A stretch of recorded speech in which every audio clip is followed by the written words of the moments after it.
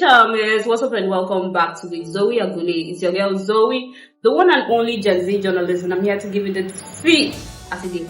Now in today's video, we're going to be looking at the life of Rema. We'll be discussing all that has to do with Rema, including the struggles he has faced before fame and after fame. We'll be looking at the controversies, the split between him and Don Jazzy, what really happened, and all that the media has refused to cover. Now, I urge you to watch this video with an open mind because the information that will be revealed to you might potentially change how you view Rema in the long run. Without much further ado, let's get into the video. Now, let us start from the very beginning, his background. Divine Ikubo, aka Rema, was born on the 1st of May 2000. Now, as of the time we're making this video, Rema is currently 24 years old. Into the family of Justice Ikubo, Mr. and Mrs. Justice Ikubo. Rema has 3 siblings, an elder brother who is now late, and 2 younger sisters. Now, you might be wondering, is Rema from a rich family? Is Rema a rich kid? Yes. Ideally, Rema was born with a silver spoon until he lost the spoon.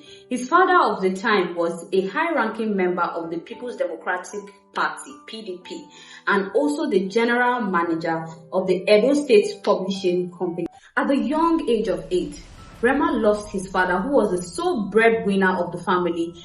It was reported that his father was killed in a hotel room. Shortly after that, he also lost his elder brother, who was killed by quack surgeons. Now, these circumstances pushed Rema to the forefront of the house, making him the man of the house. Things were extremely difficult for them at the time. Imagine being this Ajebo politician children to these poor kids who could not afford 3 square meals.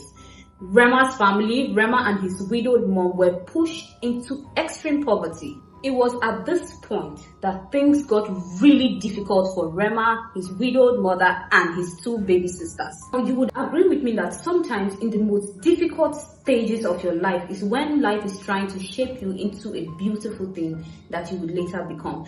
This unfortunate circumstances had pushed young Rema to extreme struggle. Now, when his peers were, playing with toys, doing all that stuff, Rema was already thinking like a man at a very tender age. He was already hustling, struggling, and trying to help his widowed mom and his 2 younger sisters.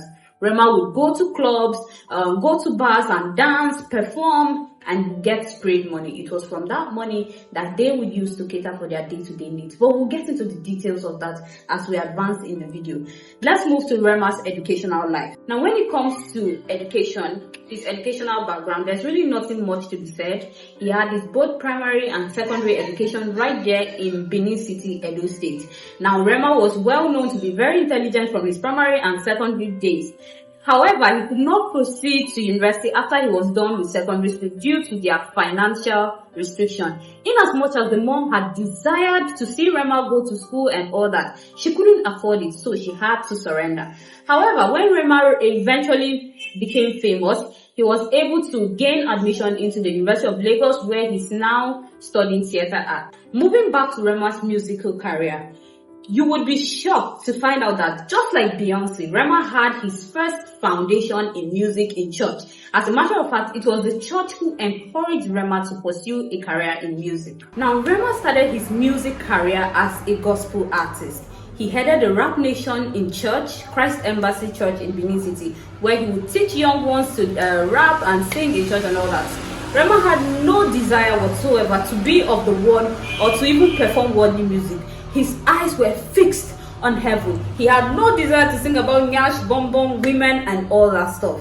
All he wanted was to praise the Most High. He had so much dreamt and desire that one day he would be the Frank Edwards of our time. He would be performing on the big stages of Christ Embassy headquarters.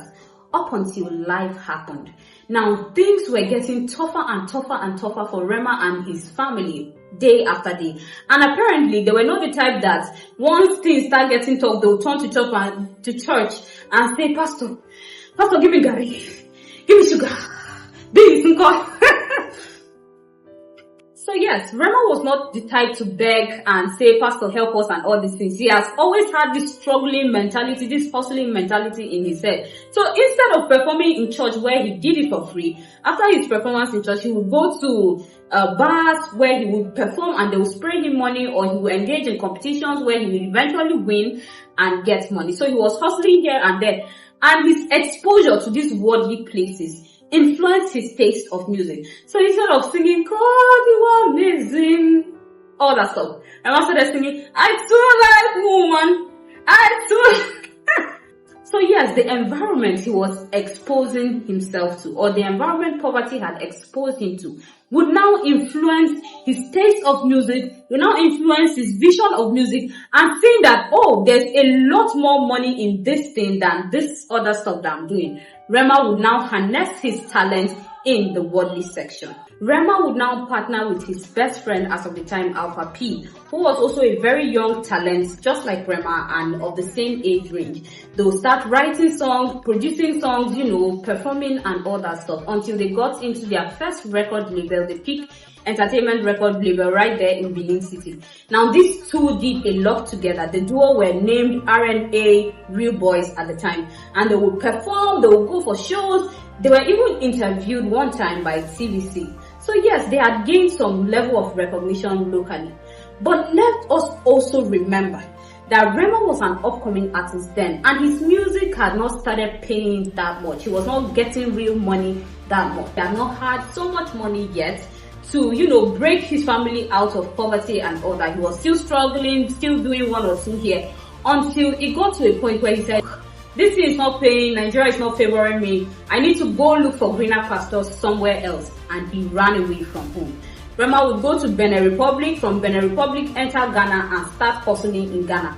He confessed in an interview that he had done so many things in Ghana, some that he's very proud of, and others he got his hand dirty and he's not proud of. But Rema has stayed in Ghana learning their musical sounds, learning their culture and all that stuff. Now some years later, Rema had made good money to come back to Nigeria. My age mates will be worshipping me. Then very soon I will go for the chieftaincy title. Then I will answer Ochuros or one of the village. Confessed that it was from Ghana that he made his first million. Now, upon his return back to Nigeria, Rema would gift his mom a car. As of then, Rema did not have a car of his own, but he decided to gift his mother a car to sow seed for all that she has sacrificed and done for him. Now, when Rema was back to Nigeria, he was determined that he was going to go into this music full-time and make a living out of it. It was at that time that Rema would pick any trending songs by international artists, make a freestyle of it, repost, hoping that the superstars get to see and a miracle happens. But that was not happening. Rema had no luck with these international artists and decided to bring it back locally. As God or the universe will have it, it was at that time that the prince was promoting his song Gucci Gang. Now, usually when a new song is out, most artists will freestyle and drop, hoping they get picked. On a boring Thursday, Rema was navigating the streets of Instagram when he came across the Gucci Gang song, and he was like, yo, I want to remix this, or I want to freestyle this. Called his producer and said, please make me beats, I want to freestyle this thing. Now, the producer, being his friend, was going to make Rema beats at very cheap rate. So Rema would jump on the Gucci Gang challenge, make his freestyle. Let's take a look. Up every morning feeling like the man. I'm not talking about the money cause I got the rent. And I thank God every day because he hold my hand. Oh yeah, Gucci Gang, Gucci Gang, Gucci Gang. And I come into the party with a bullet man. And post it on his Instagram. Close it and go to bed. Now, just when Rema was sleeping at home, his phone started buzzing, notifications, boom, boom, boom, boom, notifications here and there. And Rema will be like, wait, hold up, what's going on? When he opens to check, to his greatest surprise, a miracle, the prince had seen Rema's freestyle of the Gucci Gang and loved it. He loved the artist, he loved the style, he loved the confidence and all that stuff, and said, you know what, I got to collaborate with this boy. The prince would then go on to message Rema, telling Rema to come over. Now, when Rema went to meet the prince, he got signed into the Jonesing World Records, a subsidiary of Mavin's Record, and became one of the family. From there, Rema's story had completely changed. Rema would go on releasing mad hits. And when Rema's songs were out in the market, people were like, wait, hold up. This is new. This is fresh. It sounds somehow like India. It sounds somehow like Afrobeats. It sounds somehow like Korean. You know, the sound was just new. They had not heard this from anywhere else, and it was widely embraced by fans. People loved it. Coupled with the fact that Rema is a very young boy. So people were like, how can this young boy be producing legendary or be putting out legendary songs like this? And yes, Rema was widely loved, widely accepted, widely admired, and all that. Siam, sisemia, kwang kwang kwang. People were like, Rema, how far now? Tell us. Who is that babe by the corner chopping all the money you are making? Now you are a fine boy, you are a rich boy, celebrity kid, our crush. So tell us, who is the lucky girl? And Rema has been very mute when it comes to his relationship. People have rumored that he's either dating Ira Star or Thames. Regardless, Rema is the type of person that has already said that when it comes to relationship, he doesn't want to pick anyhow girl. He's not going to pick a girl that is out there talking, doing all those celebrity lifestyle with so many followers. Rema looks for a very reserved, pulled back girl who nobody knows anything about. And when he's even in a relationship, he confessed in an interview that he doesn't like his stuff, his personal stuff being out there. So even if he's in a relationship, nobody's going to know until it leads to marriage. Well, I commend him for this move, because when it comes to celebrities, people are very quick to destroying their relationship, especially when they know who they are with. Now, please, I would spare us the details of all the awards, all the nominations, the recognitions, all the hit songs he has produced. We all know he's a big name. Let us skip to the good part. Now, just when everything had fallen into good places for Rema and everywhere was good, a rumor broke out. That rumor was that Rema was having problems, issues with his boss, Don Jazzy, and record label, the Mavin's record label, and Johnson Ward. People were like, what is going on? How can you have problems with Don Jazzy, a philanthropist, somebody that is widely loved? What could be the issue? People were like, no, it's just a rumor, it can't.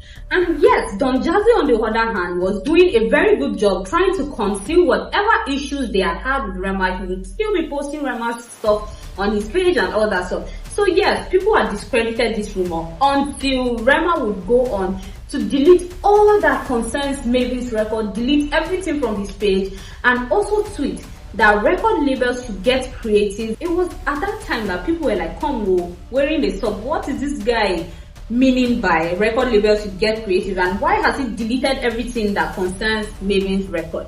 It was now clear that apparently Rema had split from the Mavin's record, although up until now an official statement has not been released that Rema is no longer, or the contract between Rema and Mavin's record has been terminated.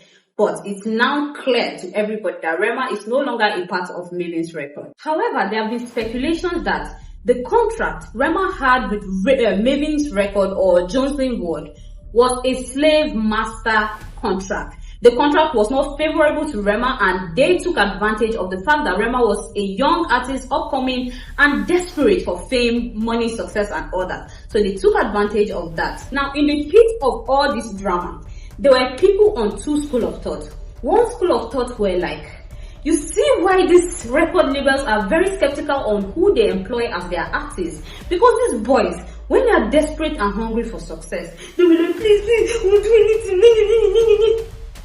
Once they just get that success, damn, it's this deformation, my right, this one, that one. Their eye will now open. They will now start saying that no, this one is not supposed to be so. This one is getting more than me. They will now start saying equality this one, that. I'm not being treated fairly. Creativity, this one, that one. That is why people are very skeptical of picking you people and helping you.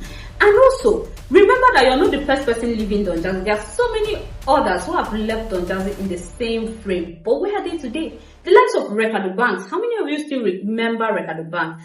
Also, Portobello left the Mavin's record with the same excuse that he was not fulfilling his potential, he was not feeling like he was fulfilling purpose and all that stuff. So Rema, be careful. If you want to leave Mavin's record, I hope it's not because you have not CI, but because you want to advance your career for the better.